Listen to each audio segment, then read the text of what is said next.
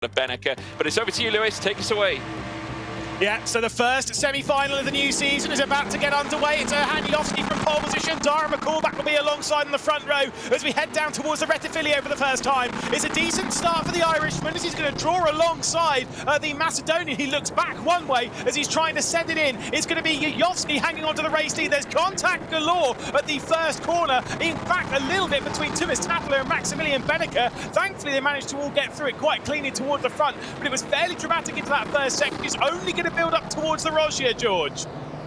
Yeah, I tell you what, heading down towards Rogier now, still side by side. We're seeing them all together now. Enter the RAG of Marcel Cinčić around the inside too. It will become the inside, was the outside, heading through Curva Grande, but they wrestle through now. This next section, Thomas Tatler under pressure here now as Dane Warren looks to go down the inside, heading through Lesmo 1. Will hold the tighter inside line 2, as now the peppering Audi in behind. RAG are coming in full guns blazing. Cinčić not content with staying in 6th place. Brzezinski got pushed out wide as well. He's in a feisty battle with Baldwin, with Kevin Ellis Jr. as well. Let's see this side by side up towards Ascari, and who is going to yield? You've got Baldwin and Ellis Jr. side by side. In the middle of all of this is poor Mitchell de Jong, thinking about where he's going to go in all of this. Baldwin heads towards the front of this field to 8th position. But of course, remember, whilst they are all fighting for points for these spots, they need to get inside the top 6. That is still what progresses you through in the ESL R1, as it always has done. Baldwin up to 8th. Frustrations for those in the pack, but you can see Brzezinski's trying to remain calm as through the middle comes Isaac Price. Nope, it is Mitchell de Jong actually looking down the inside of Brzezinski. Yeah, Brzezinski now being forced out wide, heading through Curva Alboreto. They're going to make their way down the straight yet again, and the Williams is going to look to take them all to task here. Brzezinski, though, being joined by Mitchell de Jong as they head down the stretch. Here comes Dara McCallback. He's going to challenge Hanjowski for the race lead. Takes it as well, and now bursts down towards the Retifilio chicane. We've got a 3-wide scenario as well. The other Williams, the sister Williams of Yakuba Brzezinski, now makes his way through, battles back against Mitchell de Jong, holds him back, and a mistake there from Kevin Ellis Jr. He's on free fall here and is now dropping to the back of the field. I'm actually not sure that was a mistake. I think he got escorted off. This brand new partnership between the Apex Racing team and Mercedes-AMG is not working out too much, because it was a Mercedes-AMG Petronas Esports team that pushed him off. James Baldwin giving him a big squeeze on the exit of the first corner. I wouldn't actually be too surprised if that was a penalty potentially coming the way for Baldwin, but we'll have to wait and see on that one. You'll see the checks next to everyone's name. You've got red, you've got pink. It's not fully working. Let's not jump straight to conclusions, but eventually it will be the red, will be penalties. The pink, though, the purple, is absolutely the fastest lap, which is presently held from Hanjowski, although I get the feeling that might switch to Dara McCallback. Excellent move into T1. I don't know if Beneke's going to fight him straight away if he's going to try and get past Hanjowski, but this is the joy of the new points format, Georgie, that the top 3 will fight in this race if they get chance. Yeah, well, we saw it from Dara McCallback, didn't we? Obviously challenging there for the front end. Went round the outside of Hanjowski heading in towards turn 1. Managed to pull the move off too. Still is Hanjowski out in 2nd place, holding on to that fastest lap so far. Beneke applying a little bit of pressure, growing closer and closer now to Hanjowski's rear wing, as now the Audi makes its way down the straight, chasing the sister Audi before then venturing through the Retifilio chicane. You can see Beneke in the bottom left of your screen, looking as composed as ever as he looks to analyse a possible overtake, heading in towards turn 1. They now make their way down there now into the first chicane. Still no move here from Beneke, but already Thomas Tatler also scrapping back, but Dane Warren holding on to 4th with Cinčić muscling around in behind. Remember, Cinčić 6th place only a couple of laps ago. He remains there, but is still pressuring for that 5th spot. Yeah, I got told, by the way, coming into this round, that the BOP is actually, for at least here right now, is really, really solid. Do you know what? I think I'm seeing that. I think the BOP actually looks great right now. You saw how close it was in qualifying. You're seeing what we've got up here. You've got a Mercedes leading, followed by 2 Audi R8s, a couple of Porsches, another Audi R8. You've got a BMW just on the cusp of going through as well in the hands of Kevin Siggy. This is looking pretty close. This is exactly what we want to see. It is as tight as it can be. There is a look at your race leader. Of course, you've got Kevin Siggy on the left-hand side of your screen. Your race leader right down there. Not looking particularly calm, I've got to say. I think he can see that Hanjowski is right on the rear end of him. And of course, in the championship that we had for the spring season, it was Hanjowski that was really the decider that assisted his teammate into that victory. Yeah, absolutely right indeed. I'm just looking, Kevin Siggy right now, he's in P7. Remember, you need to be in the top 6 to proceed into the final. And naturally, Redline, down to 1 driver, they've got every ounce of confidence in this young man, I'm sure. But at the same time, it's such a large undertaking for Kevin Siggy to essentially fly the flag for Team Redline. He's really got to pull it together, heading out of Curva Alvareto now. Lap 3 of 9. We've still got plenty more to go as they make their way down towards the Reto Filio chicane. Now very shortly ahead of him, Marcel Cinčić, who is now giving chase to Beneker. Still now just outside of 1.5 tenths of a second, but losing time down the straight. But one man who isn't losing time at all is that of Thomas Sattler, now forcing a move here against that of Dane Warren heading through turn 1. This one opened the door for Marcel Cinčić. They rub certainly together as they head now out towards the Curva Grande. It is still, though, Dane Warren marshalling off any attack here as Thomas Sattler, frustrated, waiting in behind in 5th place, knows he has to jettison forward because Cinčić will pounce on every move possible. Yeah, Thomas Tattler's trying to close in now. I will remind you, again, looking back at some previous statistics and stuff that we've had, remember that Dane Warren, Thomas Tattler, they've only reached the finals of a competition a handful of times. Dane Warren twice over his ESL R1 career when it came to the spring season, and Thomas Tattler just the once. So that was at the Nürburgring. This is another look back at this squeeze that I was talking about with James Baldwin pushing out Kevin Ellis Jr. That was naughty.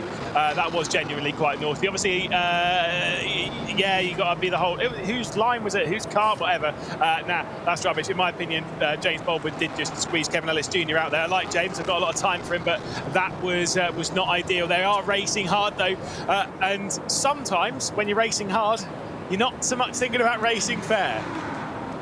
No, I think especially when you got prize money on the line and the advancement in the point system too, it really does allow it to become a lot more competitive. And certainly at this point, we're seeing that on show here. Darren McCormack still holding his own out in front. And there you see Thomas Tattler in the bottom left of your screen. 3 podiums in season 1 to date, but is now going to come under pressure again, though he will try and place that pressure upon Dane Warren now. The Porsche Coanda team that have enjoyed so much success. They enjoyed success at Gamers 8 as well. Of course, taking that team's championship. Marcel Cinčić as well has taken plaudits in his own right since Spring Series. We now see them run wheel to wheel still. And now Tattler and Dane Warren will come together again. Marcel Cinčić right in behind. Looks to make it a 3 wide, heading through Curva Grande. In behind Kevin Siggy. Also looking to muscle his way through. Tattler forcing the issue as he makes his way through the Grande section. Heading down towards the Rogier. Look at Cinčić on the inside too. It's going to become the inside heading through towards Rogier. The R8G looking to propel itself forward. A double overtake in the offing as Dane Warren comes under excruciating pressure. Enter now as well Kevin Siggy. It's 2x2. Noah's Ark through the Lesmo as they run wheel to wheel. It is still holding back the tide. Dane Warren, a sensational job of keeping Cinčić behind. Wow, welcome to the new season of ESL R1, ladies and gentlemen. That was incredible. But Dane Warren, like you say, still in 4th position. Marcel Cinčić and Kevin Siggy now getting themselves inside that top 6. Disaster for Thomas Tattler. James Baldwin back inside the fight as they head down towards Ascari. There's contact though as Baldwin's trying to make his way through. There's contact between himself and Thomas Tattler, and Jakub Brzezinski's come through. It's all fallen apart for the heroic team. And Tattler, who ended the previous season in such disarray, continues that trend in the new season. Certainly does, and I tell you what, Cinčić also on a burst as well as he looks to try and challenge Dane Warren. We've got a 3 wide attack here as well. Isaac Price sandwiched here between that of Kevin Ellis Jr. as well as Mitchell de Jong, who is now being pushed well out wide, because obviously someone has to when you're in a 3 wide scenario going around Curva Alvareto. As a result now, Kevin Ellis Jr. will have the better line heading down the long straight, but that will all be written off now by Isaac Price, who is going to look to split the difference and head down the middle again. You just can't keep the man down as the G2 Esports car looks to find its way through. Down in towards turn 1 they go. Surely it can't work. It simply can't. Isaac Price. Oh, that's stunning. Isaac Price in the move down the middle manages to cultivate a P9 heading out of that section, but he's still got a long way to go to get into the top 6. Yeah, maybe there's not going to be a position for the top 6 up for grabs for this lot, but they are all fighting for positions for points as well. Again, 9th position has 3 points, 2 for 10th as there's more contact and all this. This is for the important positions as Kevin Siggy is trying to get one done. There's contact in the background. I think that might be Thomas Tattler, who's gone over to the left-hand side of the shot, the right-hand side of the circuit, exiting the Rogier. Let's see if Kevin Siggy can maybe sneak one on the spring season champion. There could still be drama left in this race, and plenty of it. They're 5 seconds behind the top 3 in the race, who have checked out for the final 3 laps, and I'm sure there is going to be a battle between McCormack, Yovsky and Benneker for the very first win in the semi-final stage here, of course, in the spring season. But wow, this is going to be tough stuff. The tall order: Dane Warren, Marcel Cinchik, Kevin Siggy, James Baldwin, Jakub Brzezinski, Isaac Price, Kevin Ellis Jr., Mitchell de Jong and Thomas Tattler. I've got to say, they're all in this fight for sure for those final 3 positions inside that top 6. Yeah, they certainly are. I tell you what, it's all coming together very slowly but surely. Lap 6 of 9. James Baldwin right on the cusp of getting into the top 6. He's on the bubble, or should I say Kevin Siggy on the bubble right now, because of course he has got the force. That is James Baldwin right behind him. Jakub Brzezinski also in this fight. Don't count him out.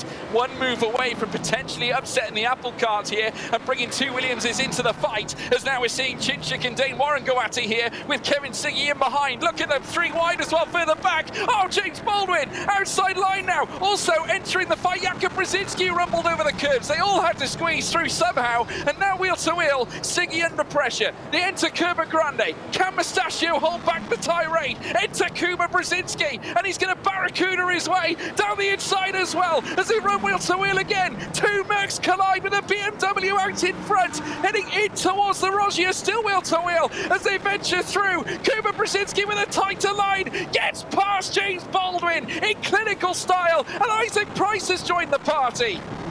This is simply incredible. Now Kevin Ellis Jr. is back in on the fight as well in the brand new Mercedes-AMG team, Apex Racing team. Obviously, it should be interesting to see what he can do in that Merc. He's got plenty of good results in the ESL R1 and might well be able to find himself another one. Right on board with him on the right-hand side of your screen, watching all of this fight. I've got to say, James Baldwin's biting off a little bit more than he can chew sometimes this fight, maybe overdriving his Mercedes-AMG Petronas Esports team car a few times, and obviously it's cost him a couple of positions and potentially cost him a chance. I will say both sides of the commentators seem to be working now. Still don't believe in it, but yeah, it's not looking great for my predictions. It's fine. Still got some BTS on the awards. It's fine. Don't worry about it. Tough day at the office for poor Lewis McGlade, as now we're seeing certainly Kevin Ellis Jr. now trying a move, perhaps down the inside of Curva Alboreto. Baldwin now under real jeopardy as he now continues to descend down the field. It really hasn't been an ideal day at the office for the world's fastest gamer. Currently sits in 9th place. Kevin Ellis Jr. in 10th as well. Benneker on the rise, though, as he looks to challenge Johan Yovsky. Now, we've seen RAG and Mouse come together time and time again. The 2 Audis now colliding still here at the Italian track of Monza. Monza, should I say. The Temple of Speed now lighting up as the Mouse looks to pounce here around Curva Grande. He might have the line heading down through towards the Rogier, trying to slingshot his way forward against that of the RAG. That at the helm of Johan Yovsky as they head now in towards the next left and right wheel to wheel. They remain. Mouse certainly there being squeezed. Max Benneker probably wouldn't appreciate that, but he will have the overspeed heading out of the Rogier in towards the first Lesmo. Chucks it down the inside. They rub together, but Yovsky still trying to defy every move that Benneker makes. A little bit of verbal coming from Benneker's mouth. I don't think he liked that one bit, Lewis.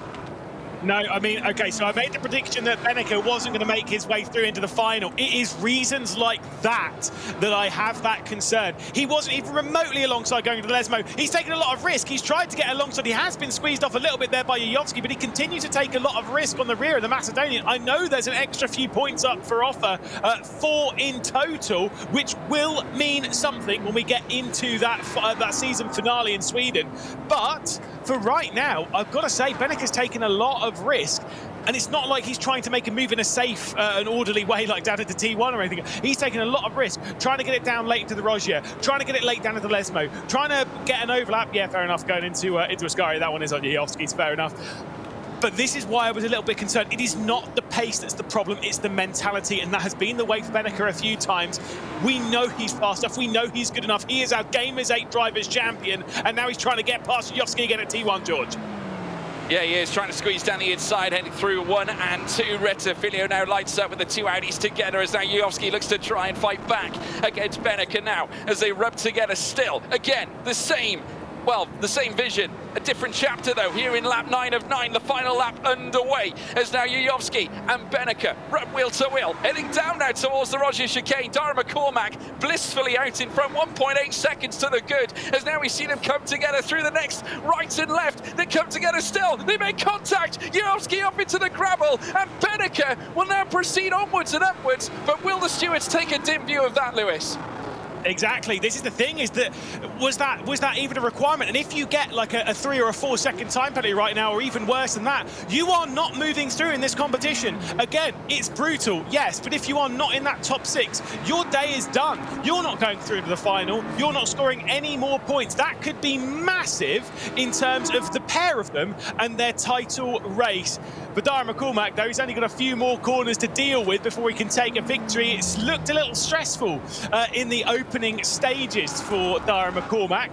It seemed to calm down a fair amount for Williams. If there is a penalty, it could see both Williams Esports moving through from the first semi-final, meaning they'd be keeping their 100% record up. At the moment, though, it seems though it's just going to be Dara McCormack for the Williams squad continuing. He'll come through the final corner and he will take the first victory in the semi-final one this evening. McCormack on top in what had become a fairly dramatic race.